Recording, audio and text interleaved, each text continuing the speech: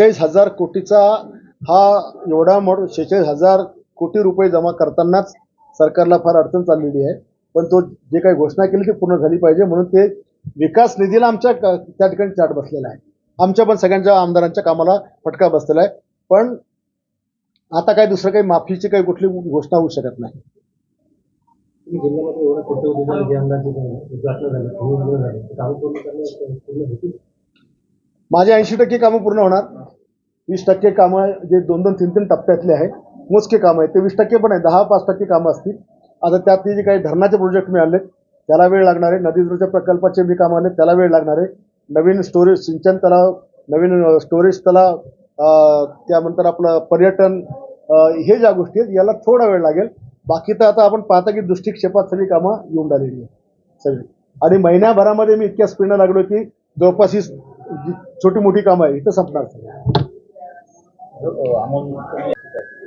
तेच म्हणलं ना, तो जो छक्का बोलला त्याला आम्ही दाखवून दे मर्द काय असतात ते.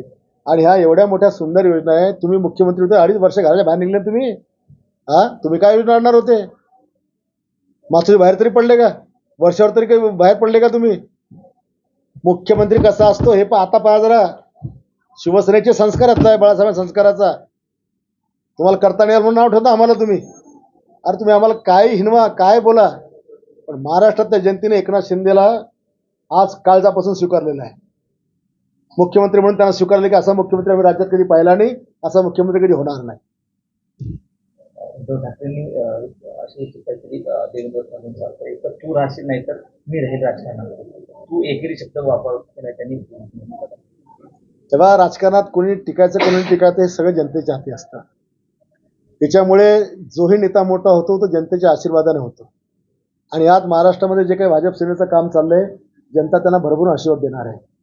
सगळ्या मायमाऊलीला, लाडकी बहीण, आईला, बापाला, भावाला, आजोबाला, कुठला शाळकरी मुलीला कुठलाही क्षेत्र सुटलं नाही ज्याच्यामध्ये आज मुख्यमंत्री मोदींनी योजना आणली नाही.